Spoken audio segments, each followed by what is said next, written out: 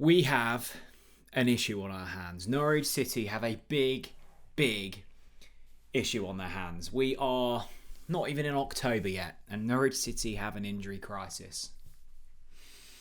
Welcome back, everyone. Jack Reeve, Talk Norwich City. I hope you're doing well, despite the seeming barrage of news at the moment, just putting Norwich really up against it. It's been a tough start to the season, particularly at home, as I kind of joked ever so slightly on the podcast this week. And if you haven't watched it, definitely check it out.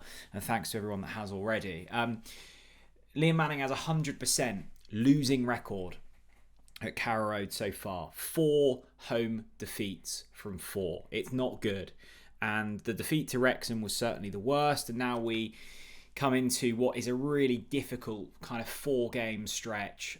Stoke, West Brom, Ipswich, Bristol City. There is an international break after the Ipswich game. And what we didn't need was, as well as all of our left backs being injured, all 3 of them, was basically our only left winger getting injured.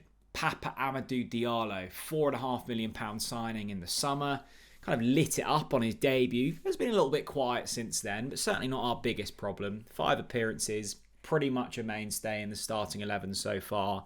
Will be out until at least 2026 with a quad injury.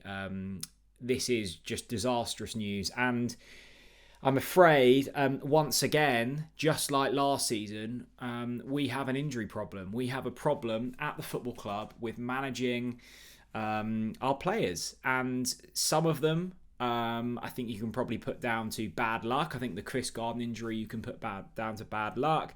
Others, it does feel like we have more injuries than most at times, and I know that Ben Napper and last season Johannes Hoff-Torup was questioned about it, and I'm sure it will come up again. Connor Southwell tweeted, Diallo's injury is another muscle injury for Norwich City that follows Crescene, Forson and Schlupp, all to different extents. Chris Garden, the freak one based on landing.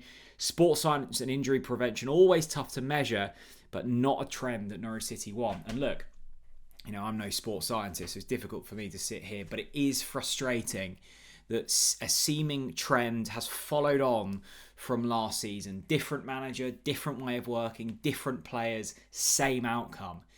Injuries. Now, Papa Amadou Diallo is out, so we can scratch through that line until at least 2026 after a fairly promising start, and I'll probably add him to a similar list to a man called Forson, where they've looked good for a couple of games and then injuries have kind of come up.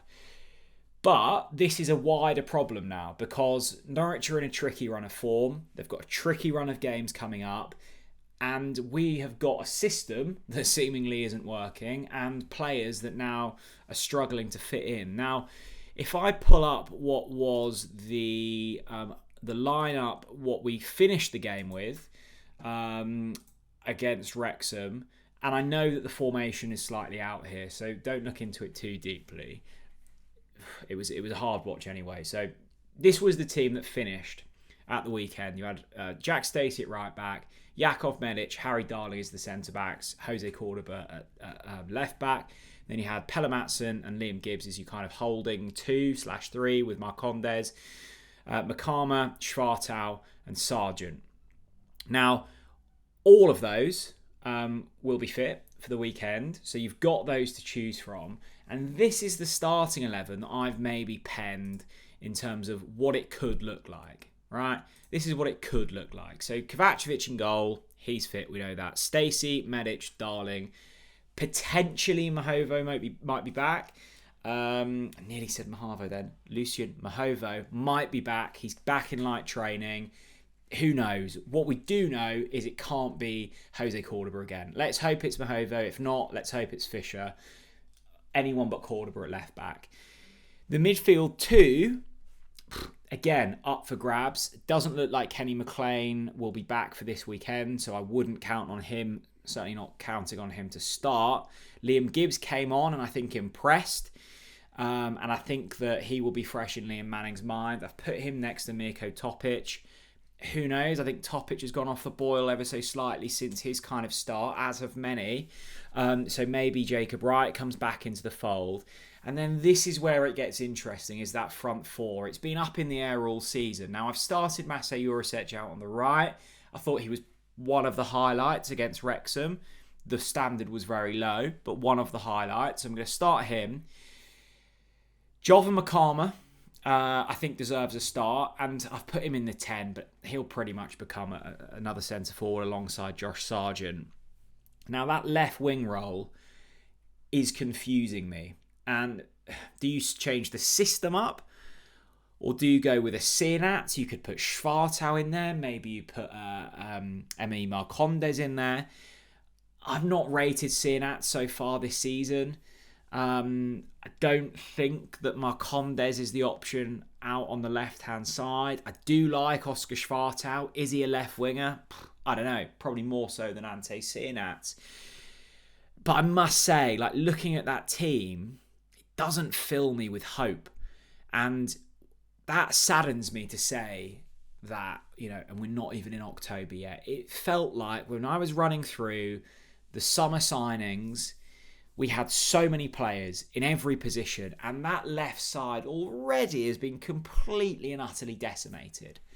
That's not good news, and this has thrown the cat amongst the pigeons good and proper for Liam Manning. If it doesn't rain, it pours, and it is pouring for Liam Manning at the moment. Now, if you want to look at this positively, you could say that maybe this was the kick up the arse that Liam Manning needed to change the system. We could go 5 at the back. I hope not. We could potentially, as I say, move Makama into Sargent. You could just go for a straight up 4-4-2 and maybe put Schwartau and drop him slightly deeper, drop Jurisic slightly deeper. You could do that.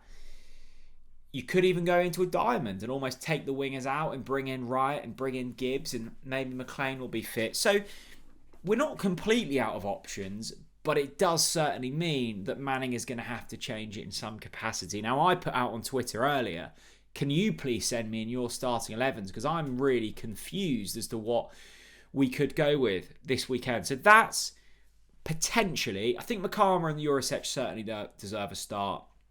I think the defence remains the same other than the left back. You have to drop Cordoba. The midfield is up in the air. The 3 and behind the strikers are up in the air. Sargent's obviously a guaranteed starter. So let me remind you of what that home lineup looked like against Wrexham at the end of the game. Again, ignore the formation. It's just the way that the data's pulled in. But it was a complete mess anyway. That's how it looked. Maatsen, obviously, may well start. He could probably play slightly more advanced. He could also play slightly deeper. And I think I liked what I saw from him. But it is not ideal that Papa Amadou Diallo is out for this long. And it does once again raise concerns around what is going on at the club. Now, Manning has played it down and said, like, look, they'll look at it. But last season completely derailed by injuries, and it's not as severe as it was at stages last season, but it is getting to a concerning point again. You've already got Chris Garden out, big signing in the summer. Papa Amadou Diallo out, big signing in the summer. Amanka Forsen out, up and coming, was a big signing last summer. Is it because these players just aren't ready for the Championship? I don't know, maybe like this hasn't happened to a Darling or other players that, Jovan Makama that's played in the English divisions before. Is it something that Ben Napper has to be looking at from a recruitment perspective? Because this is happening too regularly for it to just be a fluke, a bit of bad luck. Yes, of course, some injuries are bad luck. These are elite athletes who are putting their bodies on the line day in, day out. Injuries will happen. I get it, right? But it is frustrating that we have now got over £10 million worth of talent crocked. That's not a good look. And it only adds pressure to an already pressuresome situation. This is tough. This is really tough. And Manning has to navigate it. And Ben Napper has to navigate it. And the club have to navigate it. But ultimately, time is ticking in terms of where the results will come, where the performances will come, what that system looks like. Stoke, West Brom, Ipswich Town, Bristol City. Far from easy games. But they need to find something in those games. That's critical. If we get to the end of those 4 games and we haven't picked up a win, I would be concerned for those in charge at Norwich City. I really would. Because top 6 was the aim. You're already starting to fall away from some of the teams that will be up in and around there. Middlesbrough we've played. Millwall, they beat us. They might be in and around the top 6. And we're certainly playing with the next 4 games. Stoke already up there. Ipswich will be expected to be up there. West Brom will be expecting to be up there. Bristol City will be expecting to be up there, right? So this next 4 are real tests. They have to find something. It already feels, and maybe this is slightly, jumping to conclusion, it already feels like we are approaching a make or break period in the season. And this news, that Papa Amadou Diallo is out till 2026, and the news of Chris Garden and the news of Ben Crescene certainly isn't helping. I will be back for a preview ahead of the Stoke game later this week, and look, plenty more content. It is going to be a really busy few weeks on TNC, so stay locked in. Let me know your thoughts ultimately, what your starting 11 would be for this weekend, because, I've stuck that on screen. I'll bring it up once more. I've stuck this on screen. I don't know. That's not filling me with confidence. Who knows? Let me know down in the comment section below. Thank you very much for watching, and I'll see you all again very soon. Bye-bye.